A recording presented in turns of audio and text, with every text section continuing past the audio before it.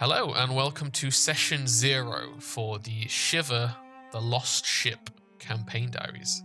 In this, I'll be going over how our players made their characters and who they'll be playing, as well as giving you a bit of a breakdown on the Shiver rules, just so you know what to expect when we are doing these campaign diaries. So Shiver is a rules-light system designed to emulate horror films. It's mostly designed for one-shots, and it's not a D20 system. It uses D6s and occasionally D8s. The system focuses on 6 stats, which are Grit, Wit, Smarts, Heart, Look, and Strange.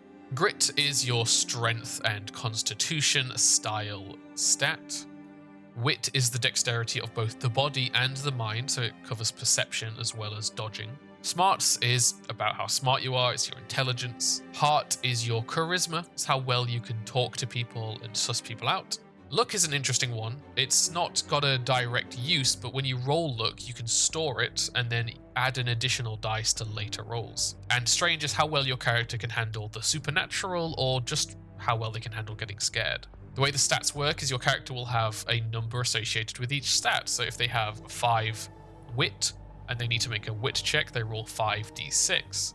Talent is a d8 that either has successes or failures on it, but the d6s have one side associated with each stat. So it'll have a grit, a wit, a smarts, a heart, a look, and a strange on the dice. And when you roll your 5d6 for your wit check, you're hoping to get multiple wit results show up in that pool.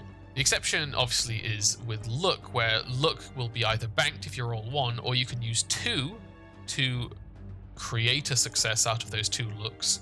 Or you can do something extra and special with that, which I'll get to in a minute. And Strange is special because while you might be rolling a strange check to avoid being scared, if you're ever making a skill check and you fail, every time you roll a strange symbol, you add to something called the Doom Clock. I'll explain the Doom Clock in a minute, but it's probably my favorite part of the system. The classes are based around the stats, so each stat has one associated class with it. Grit has the Warrior, Wit has the Maverick, Smarts has the Scholar, Heart has the Socialite, Strange has the Weird, and Look has the Fool. And there's also a bonus one called Survivor that gets to place their stats into 2 of the stats, instead of having one main stat. The Doom Clock is a 1-hour clock that ticks up every time somebody fails a roll and has Strange in their roll. It goes up 1 minute for each Strange, and at quarter past, half past, quarter to, and midnight, which is 1 hour in, something terrible happens that pushes the story forwards. These are supposed to escalate, so at 15 minutes the power might go out, plunging them into darkness and cutting off their escape route until they restore the power. But at midnight, they might create a large disturbance, alerting the enemy as to where they are and being constantly hunted until they either win or die. I've run one-shots of Shiver before, and the Doom Clock is by far everybody's favorite part of the game. When somebody rolls a skill check and they see the Strange, everybody gets excited and panics about what that's going to mean when it hits that next Doom Quarter. And there's also plenty of abilities that can be activated once per Doom Quarter. So you could use it in the first quarter, but then it hits 15 minutes, and you can use it again. Hit half past, you can use it again. 45 past, move it again. And at midnight, you can use it one more time. Those are the primary rules you'll need to know, but if anything else comes up during the campaign diaries that I haven't explained, then I will do so in the campaign diaries. Okay, so Session 0. Since this is a new system for some of my players, I went through them very purposefully and asked specific questions in order to help prompt them to create characters. Obviously, we started with the classes, which are called archetypes in the game. So each character chose an archetype. Each archetype actually has a skill tree associated with it, so each level you get to pick one of the abilities and follow the skill tree. It's a really interesting and unique way of doing character design compared to the other games I've played, because it means they can branch up and focus into one brand of character, or they can go across 2 different types of characters. So they might not get their stronger abilities, but they can do more things. Next, specifically for this adventure, they needed to decide whether they were going to be on the military team or the Arctic locals team.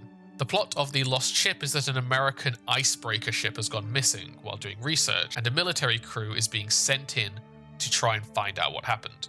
As part of that, they need the locals to act as guides because they don't know the area. So the players could either be part of the military team flying in, or they could be part of the locals who know the area well, and when they all group up, they'll go find the ship together. Next, they needed to pick a background. Backgrounds add one positive and one negative ability to the characters.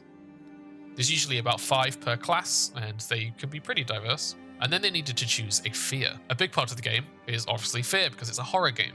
And each character has to have a fear. When they're exposed to the thing they're scared of, they take slight debuffs, and they can even become terrified, which is a much more harsh debuff. The game doesn't really specify starting equipment, but it felt appropriate in this situation to have the characters have starting equipment. The military team are not going to come to the Arctic with no weapons and no equipment. So based on the characters that we've built so far, I assigned each character a couple of pieces of starting equipment. And then I had them decide on a personal objective. This is something that you can do in all kinds of RPGs, but it works very well for things like this, short-term campaigns.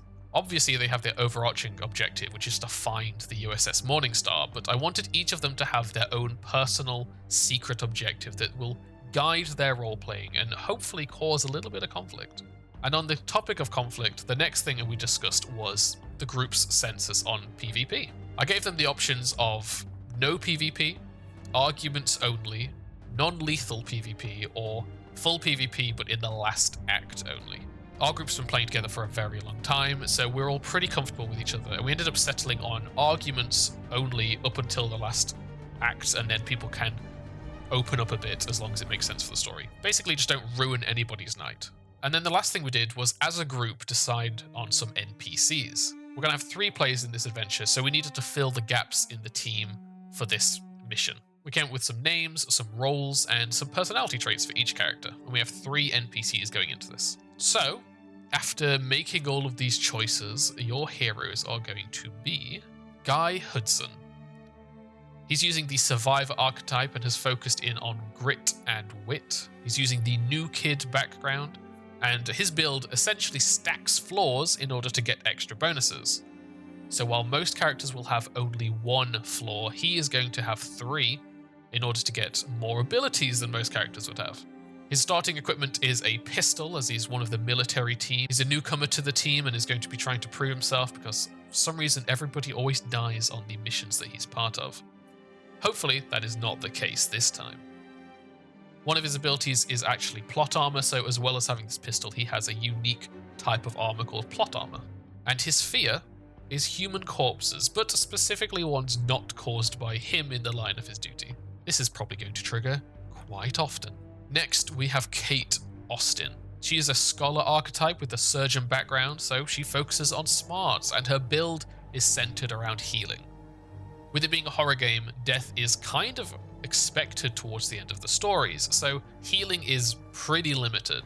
She can do it once per Doom Quarter, and her equipment is a medkit which lets her do it again per Doom Quarter. And she also has a fur coat as a piece of armor because she lives in the Arctic. It makes sense that she would be wrapped up warmly.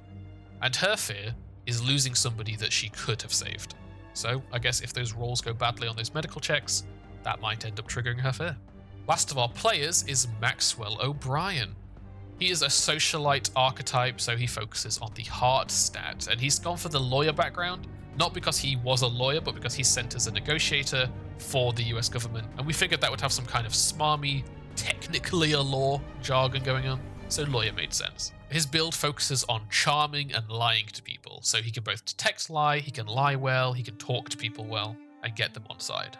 His item is study pills, is what they call it in the book. We're going to reskin it as some kind of coffee or something. Basically, just a way to bump up his energy levels. And his fear is failing to de-escalate a situation. I'm going to keep their personal objectives hidden for now, so that you get to enjoy them with our players as they experience them. For our NPCs, we have Captain Miles, who is the military commander of this mission. He's going to be coming into this with a too old for this shit type of attitude. He's very much not a believer in superstitious or supernatural things, so he might outright deny things that they're actively seeing. We have Mari Jones, who will be the guide. She owns a boat in the area and will be taking them out to find the USS Morningstar. In contrast to Miles, she is very superstitious and very scared of the various superstitious tales in the area. Lastly, we have Charlie McManor, who is going to be the tech support for the military side. He's another newcomer to the team and is trying to get in friendly with Guy because as the newcomers, he wants to try to group up and become friends.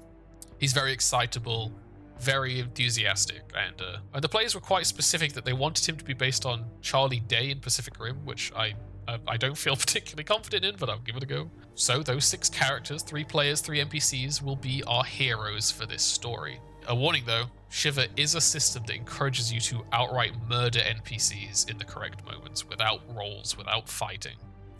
So don't get too attached. Shiver is designed for one-shots, but I really want to see if I can stretch this over 2, maybe 3 sessions. So this series will be on the shorter side. The main thing I need to consider is the doom clock. Usually it's 1 clock for the story as things escalate, but I might end up having to make it 1 clock per session, which means I'll need to change the severity of those results. We'll just have to see how quickly the party trigger each doom quarter. But that's it for session 0. I hope you are looking forward to this campaign diary. I'm very much looking forward to running and making these new videos. I like the Shiver system a lot, so hopefully if you guys enjoy these campaign diaries, you're going to try it out as well. You can find my usual links in the description, but for now, I will see you soon in the first campaign diary for Shiver, the Lost Ship. Bye-bye.